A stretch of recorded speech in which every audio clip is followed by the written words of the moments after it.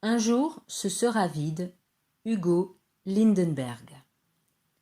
Les méduses. L'enfant est à contre-jour.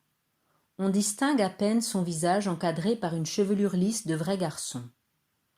D'abord, il n'est que la cordelette de son slip de bain rouge ou bleu, qui s'approche, jambes graciles, pour observer le spectacle immobile dont je jouissais pour moi seul.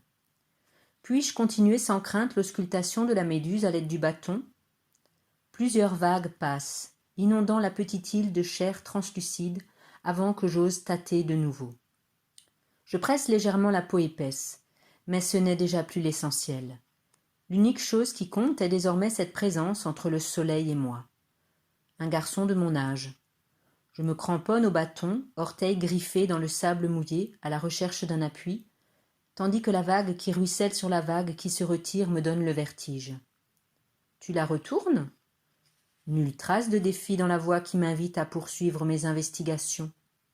Une familiarité même, que je n'attendais pas. Mais je sais qu'il suffit d'une maladresse de ma part, un geste trop craintif par exemple, pour que cesse ce moment de grâce, où rien n'existe entre nous, sinon un peu de curiosité et cette masse compacte et urticante qui ressemble à un extraterrestre. Chaque seconde nous rapproche du moment où il faudra dévoiler plus de soi qu'on ne voudrait. Alors sans un mot, profitant de la poussée du ressac, j'exécute la manœuvre. Voilà l'animal sans dessus-dessous, ses longs filaments offerts à la morsure du soleil et à notre innocente cruauté. Je m'accroupis pour discerner dans les méandres gluants ce qui pourrait être une larme, un œil, un visage. L'enfant aussi s'approche, frôlant mon épaule de ses cheveux mouillés, dont une